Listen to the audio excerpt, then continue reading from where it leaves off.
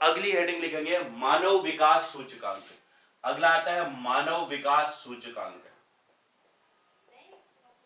मानव विकास सूचकांक ये होता क्या है, देखो इसका मतलब है HDI, ह्यूमन डेवलपमेंट इंडेक्स कहते हैं। ठीक है, मानव विकास सूचकांक का मतलब है ह्यूमन डेवलपमेंट इंडेक्स। तो ये टर्म्स थोड़ा सा आपको समझने पड़ेंगे, ये नाम ही समझने हैं, जैसे विमुद्रीकरण है, अवमूल्यन है, नामों की समझ आ गई तो फिर चीजें अपने आप याद हो जाए।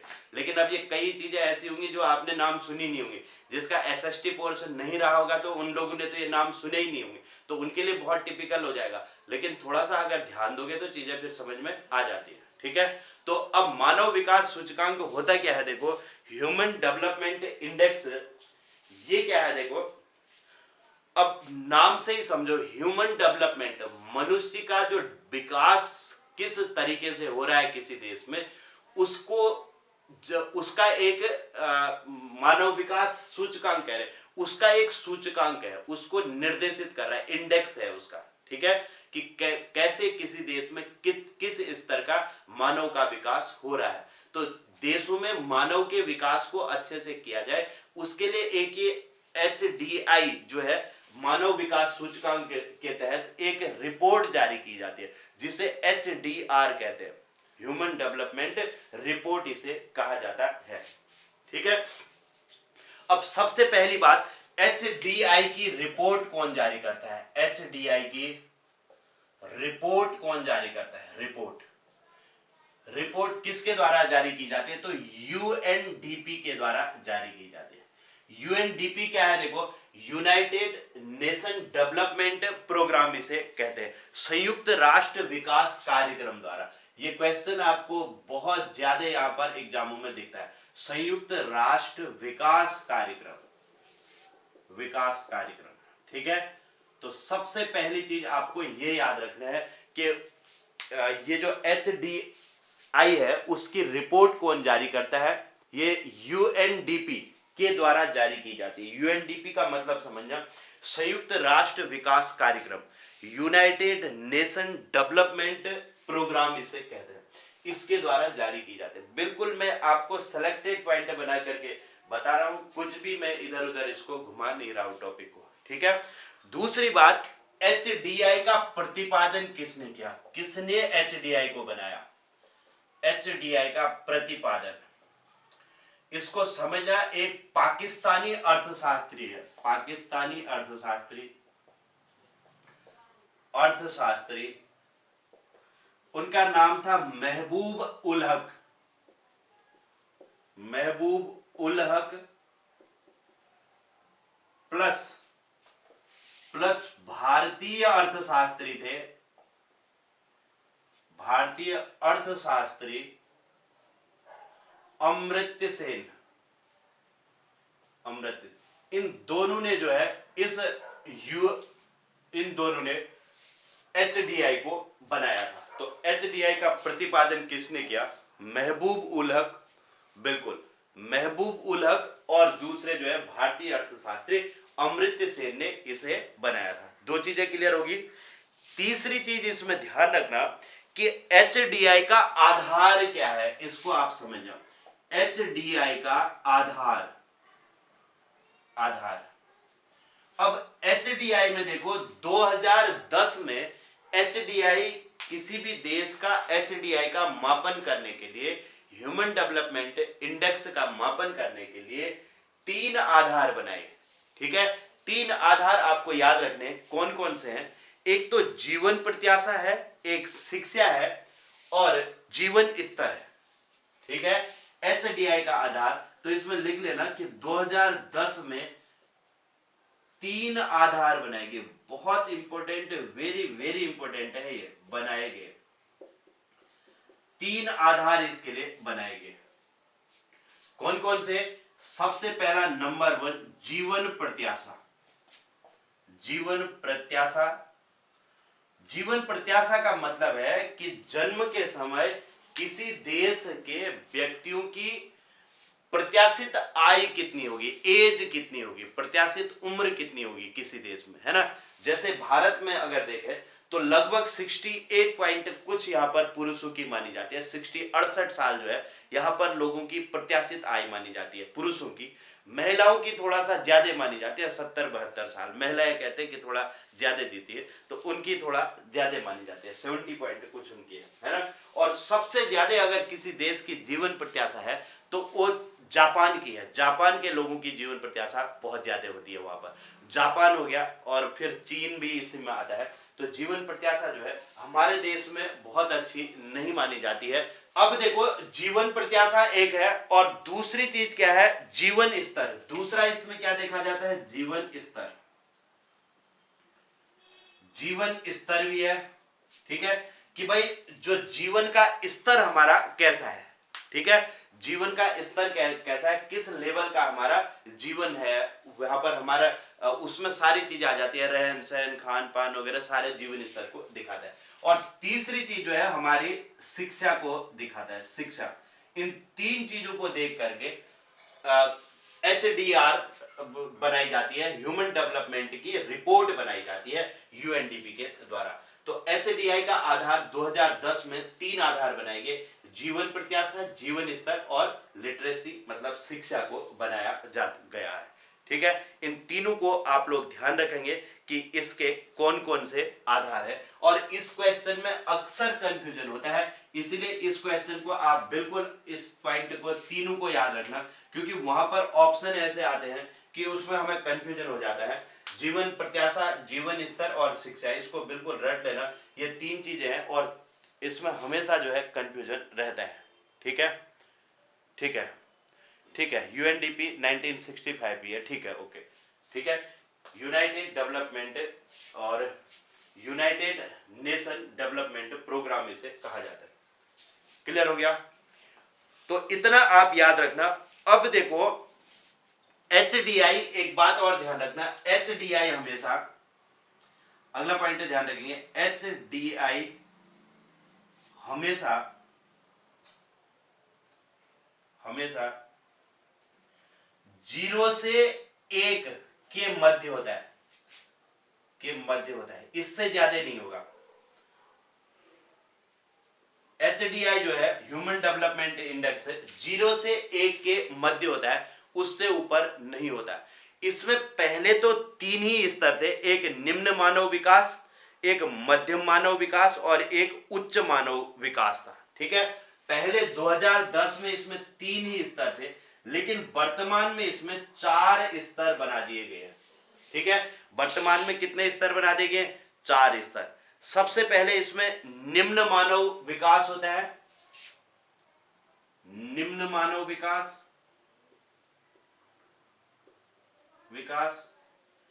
दूसरा होता है मध्यम मानव विकास, मध्यम मानव विकास, तीसरा होता है उच्च मानव विकास। तीसरा कौन सा होता है? उच्च मानव विकास, उच्च मानव विकास। और चौथा क्या होता है? अत्यधिक उच्च मानव विकास। चौथे में आ जाता है अत्यधिक उच्च मानव विकास। तो इसके 4 स्तर होते हैं, देखो, निम्न मानव विकास, मध्यम मानव विकास, उच्च मानव विकास और अत्यधिक उच्च मानव विकास। क्लियर हो गया? अब सबसे पहले देखो, 0 से लेकर के 0.5 तक मानो इसको, 0 से लेकर 0.5 तक। अब इसको थोड़ा सा समझना, यही चीज है समझने वाली, ठीक है। 0 से लेकर के 0.5 तक, ये इसको वैसे 0.5 नहीं रखते, 0.49 तक रखते हैं ना, ताकि 5 से अगला शुरू हो जाएगा, ठीक है। तो 0 से लेकर के 0.5 तक ये हो गया, 0.5 तक का ये रहता है। अब दूसरा शुरू होता है 0.5 से, ठीक है। वैसे इसको 49 भी कह सकते हो। 0.5 से लेकर के 0.6 तक ये होता है, 0.69, मतलब कितना हो गया? 7 तक हो गया ना, 0.69 लिख रहा हूं मैं। आप इसको थोड़ा सा समझना, देखो पहला मैं इसको यहां पर लिख रहा हूं, 0 से लेकर के या 0.5 तक, फिर 0.5 से लेकर के 0.7 तक, इस तरीके से, ठीक है।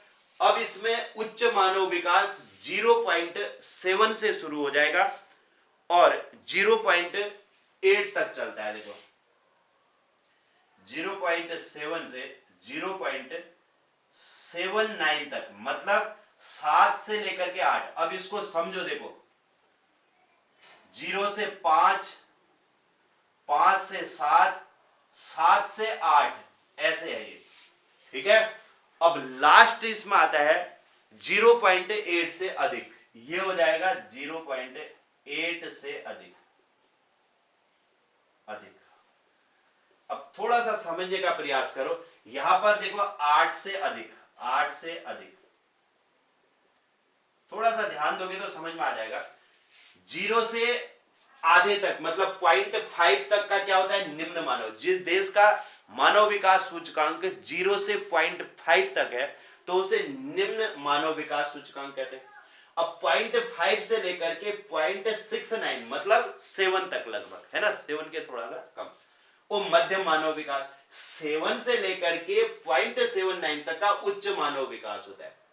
7 से लेकर के लगभग कितना, 79, मतलब 79 के बाद क्या आएगा, 8 आएगा, 79 के बाद 80 आएगा, है ना। और 8 से अधिक वाले अत्यधिक उच्च मानव विकास सूचकांक वाले देश माने जाते हैं। तो आधे 0.5 तक का पहला है, उससे नीचे सब निम्न मानव हो गया। 5 से लेकर 7 तक मध्यम, 7 से लेकर के 8 तक उच्च मध्यम उच्च मानव विकास, और 8 से लेकर के अधिक के 8 से 10 के बीच में, मतलब, है ना, 0.8 से लेकर के 1 तक के जो होते हैं अत्यधिक उच्च मानव विकास सूचकांक के होते हैं। ये तो बात इसकी होगी, लेकिन मेन बात पर हम आ रहे हैं कि भारत किस प्रकार के मानव विकास सूचकांक में आता है, इसको ध्यान रखना। तो भारत मध्यम मानव विकास सूचकांक का देश है। तो भारत किस में आता है, भारत मध्यम मानव विकास सूचकांक, मानव विकास सूचकांक में शामिल है। आपको अगर ये कुछ समझ में नहीं आएगा, में शामिल है, इसको छोड़ देना अगर नहीं समझ आएगा। बस इतना याद रखना कि भारत किस प्रकार के मानव विकास सूचकांक में है। तो इसका भारत का जो रेट है 0.62 है, 0.62। अब आप देखो 0.5 से लेकर के 0.69 तक के देश किस में आते हैं, मध्यम मानव विकास सूचकांक में आते हैं। तो भारत की जो रेटिंग है, भारत मध्यम मानव विकास सूचकांक में शामिल है और इसका रेट जो है 0.62 है भारत का, ठीक है। तो उम्मीद है यहां तक चीजें आपको समझ में आई होंगी। थोड़ा सा आपको समझना पड़ेगा कि एचडीआई की रिपोर्ट यूएनडीपी द्वारा जारी होती है। एचडीआई का प्रतिपादन पाकिस्तान के अर्थशास्त्री महबूबुल हक ने किया और भारतीय अर्थशास्त्री अमृत सेन थे। एचडीआई का आधार 3 आधार है, जीवन प्रत्याशा, जीवन स्तर और शिक्षा। और एचडीआई हमेशा 0 से 1 के मध्य होता है, ठीक है, 0 से 1 के मध्य होता है। और भारत मध्यम मानव विकास सूचकांक में शामिल है और इसकी जो रेटिंग है 0.62 है। निम्न मानव वाले कितने होते हैं, 5 से नीचे के जो भी होते हैं, 0.5 से नीचे के निम्न मानव विकास, और 0.5 से लेकर के 0.69 मतलब 7 तक के, 5 से 7 वाले मध्यम, 7 से 8 वाले उच्च मानव, और 8 से 0.8 से 0.1 मतलब 1 तक के लेकर के 0.8, 0.9 फिर 1 आ जाएगा, 1 आ जाएगा। तो वहां तक के जो है अत्यधिक उच्च मानव विकास वाले होते हैं, ठीक है। तो उम्मीद है यहां तक की बात आपको समझ में आ गई होगी। क्लियर, लिखिए फिर इसको जल्दी से कंप्लीट करो और थोड़ा सा इसमें भारत की स्थिति देख लेते हैं कि एचडीआर में भारत की स्थिति। हमेशा क्वेश्चन पूछा जाता है, पिछली बार भी पूछा था लेक्चरर में, और ये पुराना नहीं, 2017 की रिपोर्ट पूछी थी। और एक करंट अफेयर का भी इससे बहुत अच्छा क्वेश्चन बनता है। जब करंट अफेयर पढ़ोगे तो फिर ये रिपोर्ट हमेशा इसमें से पूछी जाती है, एचडीआर रिपोर्ट उसमें क्वेश्चनों में पूछी जाती है, ठीक है। अब देखो मानव विकास सूचकांक एचडीआई और भारत, ठीक है, मानव विकास रिपोर्ट एचडीआर कहते हैं इसे, एचडीआर और भारत। इसको समझते हैं कि भाई भारत इसमें कहां स्थित है, एचडीआर में भारत कहां स्थित है। तो यूएनडीपी ने सबसे पहले यूएनडीपी ने सर्वप्रथम एचडीआई की रिपोर्ट 1990 में जारी की। 1990 में जारी की। तो सबसे पहले कब जारी की? तो 1990 में अपनी रिपोर्ट इन्होंने जारी की। ये भी क्वेश्चन बहुत इंपॉर्टेंट है कि यूएनडीपी ने सबसे पहले एचडीआई की रिपोर्ट कब जारी की? तो 1990। बिल्कुल सही है ना? तो इसमें आप लोगों ने ध्यान देना है इसमें। और उस समय पर जो है 130 देशों में जारी की। तब 130 देशों में भारत का स्थान 94 था। 130 देशों में जो है भारत का स्थान कितना था? तब 94 था। एक तो ये हो गया। दूसरा आपने ये ध्यान रखना है कि 2021-22 में भारत की रैंक क्या है। इसको आप ध्यान रखना कि 2021-22 में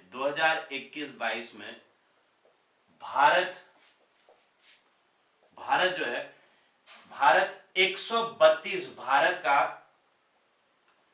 132वां स्थान है। 32वां स्थान 132वां है 2021-22 में। 21 में भी यही था और 22 में भी यही था। और 191 देशों में से है। हाँ, 132वां स्थान 191 देशों में से है। इसका मतलब यह है कि भारत की रैंक जो है बहुत खराब है इसमें, एचडीआर में। ठीक है, एचडीआई की जो रिपोर्ट होती है उसमें भारत का स्तर जो है बहुत गिरा हुआ है। तो 2021-22 में भारत का 132वां स्थान है 191 देशों में। अब 2021 में जो रिपोर्ट आई होगी वो 2020 की रिपोर्ट 2021 में आई होगी, है ना?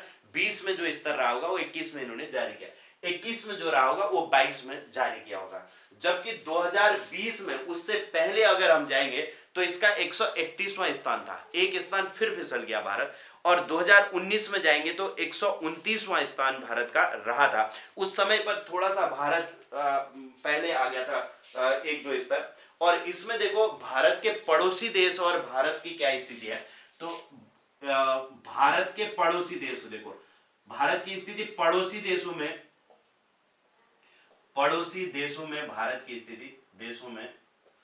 भारत की स्थिति क्या है? भारत की स्थिति केवल दो देश ऐसे हैं देखो, एक पाकिस्तान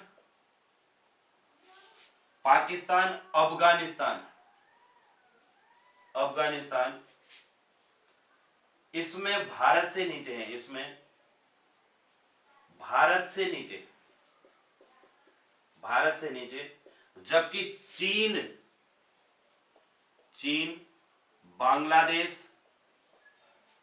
चीन हो गया, बांग्लादेश हो गया, इसके अलावा भूटान हो गया, ठीक है, और इसके अतिरिक्त श्रीलंका, ये सारे देश जो है भारत से ऊपर हैं, ध्यान रखेंगे। ठीक है, और मालदीव भी भारत से ऊपर है। श्रीलंका, मालदीव का स्थान भारत से ऊपर है। इसमें पाकिस्तान, अफगानिस्तान और एक नेपाल भी इसमें ऊपर होगा, नेपाल। तो इसको भी ध्यान रख लेना, नेपाल भी भारत से नीचे होगा। ये तीन देश ऐसे हैं जो भारत से नीचे हैं, बाकी अन्य देश जो है सब भारत से ऊपर है। इसको आप लोग ध्यान रखेंगे। ठीक है, अब जो है बांग्लादेश, पहले बांग्लादेश नीचे था, अब बांग्लादेश भी भारत से एक स्तर ऊपर आ चुका है। क्लियर हो गया? अब राज्यों में अगर देखें, देखो भारतीय राज्यों में सर्वाधिक सबसे ज्यादा जो है एचडीआई में प्रथम स्थान किसका है? प्रथम स्थान केरल का है। ध्यान रखना, प्रथम स्थान केरल का जो है सबसे ज्यादा है। और सबसे अंतिम स्थान किसका है? अंतिम स्थान है बिहार का, सबसे अंत में है बिहार। ठीक है, और उत्तराखंड जो है 15वें स्थान पर है। इसको आप लोग थोड़ा सा चेक भी कर लेना, उत्तराखंड का 15वां स्थान है। ठीक, तो भारतीय राज्य में पहला स्थान किसका है? केरल का। अंतिम स्थान पर बिहार है और उत्तराखंड का 15वां स्थान है। तो ये था HDI के बारे में, और HDI और उसकी रिपोर्ट के बारे में हमने यहां पर समझा। और पिछली बार जो है 2020-21 में जो एग्जाम हुआ था उसमें 2017 की रिपोर्ट पूछ दी थी। ध्यान रखना, ऐसे पिछली बैक रिपोर्ट भी वो पूछते हैं। और 2017 में जो लेक्चरर का पेपर हुआ था तब भी 17 की रिपोर्ट आई थी, और 21 में भी यहां भी 17 की रिपोर्ट दी थी। ठीक है,